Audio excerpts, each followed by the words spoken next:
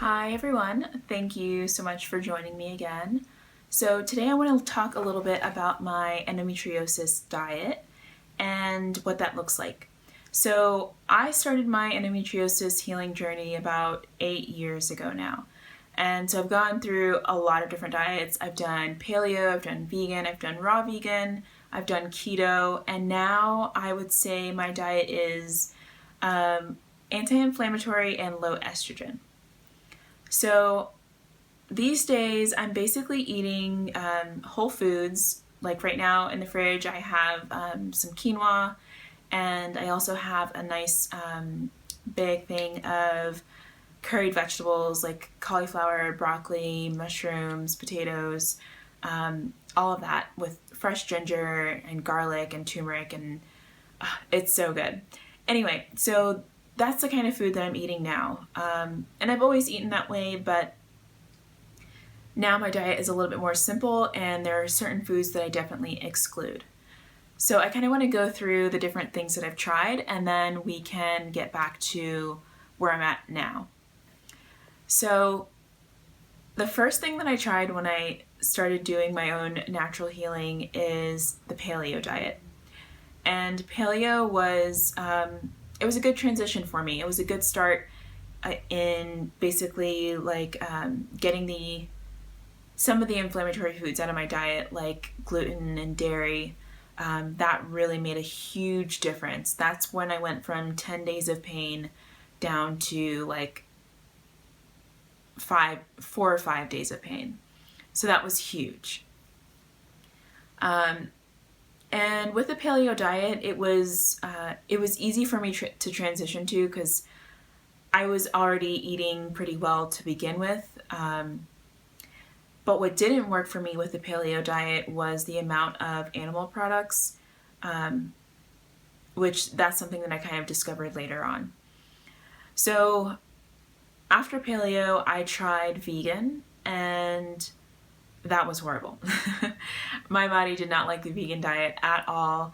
My body was like just not having it. I was irritable and angry all the time. I was just not my best self. So I stopped that after a few months and went back to a paleo diet. In that span of time, I also tried raw vegan, and that didn't work out. So then I went back to paleo. Paleo was working for me. I then later on tried the keto diet, and keto worked out. Keto was great in many ways, and in other ways it was horrible. In the ways that it was great is I felt super energized. My mind was clear all the time. It was easier on my body, but at the same time it wasn't, because that's when I discovered that I really had to stay away from animal products, because even though I was eating free range, pasture raised, organic, all of those good things, my body didn't like all of the estrogen from the animal products. And so I kind of stopped doing that, and I started eating more basically like gluten-free, vegetarian, pescatarian. So I switched over, and then I was vegetarian for a while, and I really got used to it, and it felt really good. But then I discovered that I couldn't eat eggs. My body doesn't tolerate eggs very well because of the estrogen content. Then I would eat meat every once in a while and noticed that my mood would change when I would eat it, and I just felt either angry or sad or upset, and I didn't like that feeling, so I just stopped eating meat altogether. Every once in a while I still eat seafood, but it's very rare these days. It's kind of hard to find seafood from clean water because most of our oceans are pretty trashed right now. So now I'm basically eating just whole foods, and that's like I'm eating whole grains, quinoa, rice, I'm eating potatoes, I'm eating squash, pumpkin. I'm eating lots of veggies like kale. Kale is like one of my all-time favorites.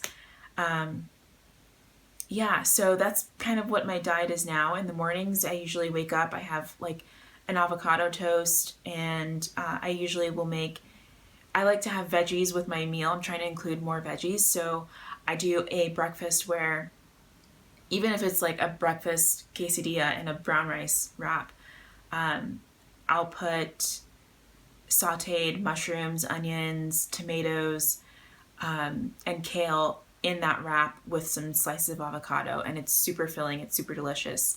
I do eat some dairy, only not cow's milk, sorry, only goat's milk or sheep's milk dairy. Those are the only ones that agree with me, and I find that my body needs a little bit of animal fat and protein in order to like keep things going properly. Without it, I just get irritable, my mood is all over the place, and it just balances me out, it grounds me, and it feels really good. And I'm very connected to the food that I eat and how it makes me feel. So if something isn't good for me, I know it right away. I'm very in tune with that. So some of the things that I don't eat, and some of the things that you may want to avoid if you are trying to overcome endometriosis naturally. Number one, gluten. Obviously, it's super inflammatory, and I found that it made a huge difference. And that's not for everyone. I have clients that I've worked with who have completely eliminated gluten for a few months, reintroduced it, and no changes. So it's worth a try though, because for some people it can be extremely beneficial. So no gluten, no conventional meat or dairy. And for me personally, I'm meat free, and I don't eat any cow's dairy. And then the dairy that I do eat, I'm pretty conscious about where it comes from. Let's see. The other thing that I don't include in my diet are things like the things that are not as obvious. One is tapioca starch or cassava. It's also called yuca. It's a traditional part of my family's diet. I'm Cuban and Jamaican, so I grew up eating yuca, and I didn't really know how it was affecting me then, but now that I have this estrogen sensitive condition, I can't include it in my diet at all. And tapioca starch is in a lot of gluten-free products. So if you're buying gluten-free products like breads or crackers or things like that, definitely read the ingredients list to see if tapioca starch is in there, and try eliminating it completely and see how it helps or doesn't help you with dealing with endometriosis. So after tapioca starch, the other thing you want to avoid is cashews. Cashews are pretty inflammatory, and while I was doing like the vegan diet, I made a lot of like key lime tarts with cashews. So good. Those vegan tarts, they were so delicious, and I really miss them. I really love cashews. They're so good, but not good for endometriosis pain from what I found. The other thing, flax seeds. Flax seeds are like recommended so much, and I don't get it at all. They're super estrogenic, and they cause so much pain for me personally. And I have the people that I work, my clients, also eliminate flax seeds from their diet because it makes a difference. It really does. When you're dealing with an estrogen sensitive condition, the last thing you want to do is put more estrogen in your body. And what is flax? It's estrogen. So no flax seeds.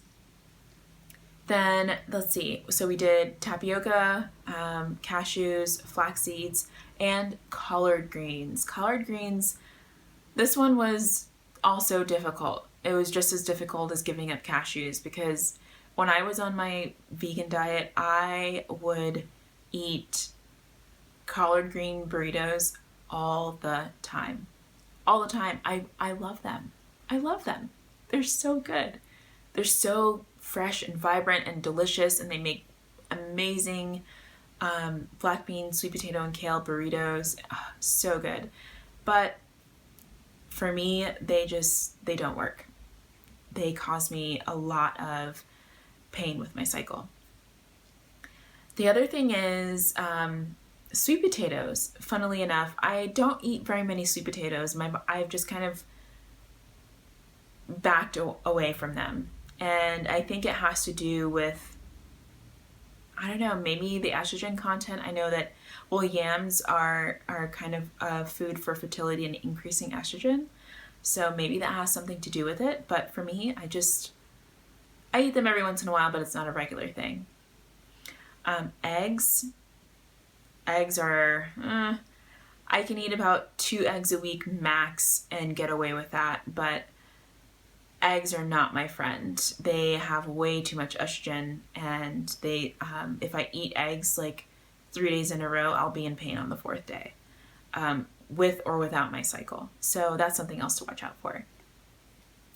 And let's see. So I think that's pretty much it. I did a blog post on endometriosis foods to enjoy and foods to avoid, which is on my website, on my blog, moonmedicine.co. So you can find that there. Another thing that I wanted to mention, though, when I was dealing with a lot more pain, I had pain, when I got my pain down to about 2 days a month, I started to notice that on the 3rd day of my cycle, I can eat a food, and within, I don't know, 2 hours, I would know if that food was a problem for me. It would cause me pain pretty quickly, and then I would just start eliminating that from my diet and see how it went, and usually it went pretty well. So that's actually how I discovered that cashews and collard greens didn't agree with me. I just had them on the 3rd day of my cycle, and I had so much pain, and then I stopped eating them. That's also how I discovered that chicken was not a good one for me to eat either. Chicken is extremely estrogenic, even if it's pasture raised. I mean, I was only buying pasture raised, organic, free range, all of that, and chicken caused me a pretty significant amount of pain. So yeah, those are the things that I avoid, and I kind of mentioned the things that I enjoy. Lots of veggies. I eat lots of cooked veggies because, and I eat raw veggies like salads and things, but I've been doing a lot of gut healing, so raw foods aren't really that great for healing your gut. They're hard to digest. So I would say have more cooked foods while you're going through your healing process, and includes lots of probiotics too. My favorite probiotic is water kefir, and I make it myself. And I add organic fruit and herbs to it, and it's absolutely delicious, so refreshing, and it's a living probiotic, so it's like one of the best probiotics you can get. So I include that in my diet, and I drink it pretty much every day. And then another great gut healer that you can work with, if you don't have water kefir, you can take probiotics, and then you can also take an amino acid called L-glutamine. And L-glutamine actually helps to repair the gut lining. So yeah, focus on gut health, eating whole foods. Try to stay away from packaged foods, processed foods. And another thing I wanted to mention, if you're avoiding tapioca starch, there's a brand of brown rice wraps that are sold in the frozen section by Food for Life. And I love them. They actually have tapioca starch in them, but as sensitive as I am, I haven't noticed any problems with that, and I can eat them just fine.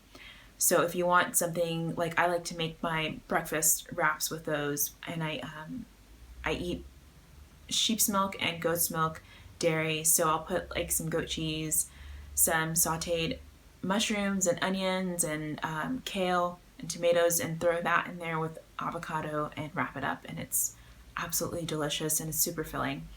And then I'll usually have like some herbal coffee or an herbal tea with that in the morning. So I guess I'll do another video on just some great food options and meal options for endometriosis, and things that are helping you to heal, and things that will be satisfying for you as you're going through this transition. Because I know changing the diet is one of the biggest difficulties or like biggest challenges to healing, because we get so attached to foods. But there does come a point when you're dealing with a lot of pain and it's like, I don't care what I have to do. I will stop eating that so I don't have pain anymore. And that's what I went through. So yeah, you can find out more about me on moonmedicine.co. And I'm an herbalist, and I work pretty much exclusively with menstrual health. And my specialty, of course, is endometriosis, because that is what I have personally overcome. But I also work with people who are dealing with like PCOS, PMS, depression, all kinds of things related to hormones and menstruation, and everything from menarche to menopause is what I cover. So you can find me again on moonmedicine.co, and I'm also on Instagram at moonmedicines. I think that's pretty much it. Yeah, if you like this video and you'd like to see more of them, definitely like and comment and subscribe, and share it with people that you know, anyone who's going through any kind of menstrual health issues or endometriosis. And let me know in the comments what you'd like to see more of. Your feedback is really important to me, and it helps me to know where I need to focus my efforts when I'm talking and creating these videos. And I have a lot of experience with menstrual health. It's what I do for a living. I'm a menstrual health herbalist. So ask me your questions and I can create videos to answer them for you. Okay, thanks for stopping by, and come visit me again soon. Bye.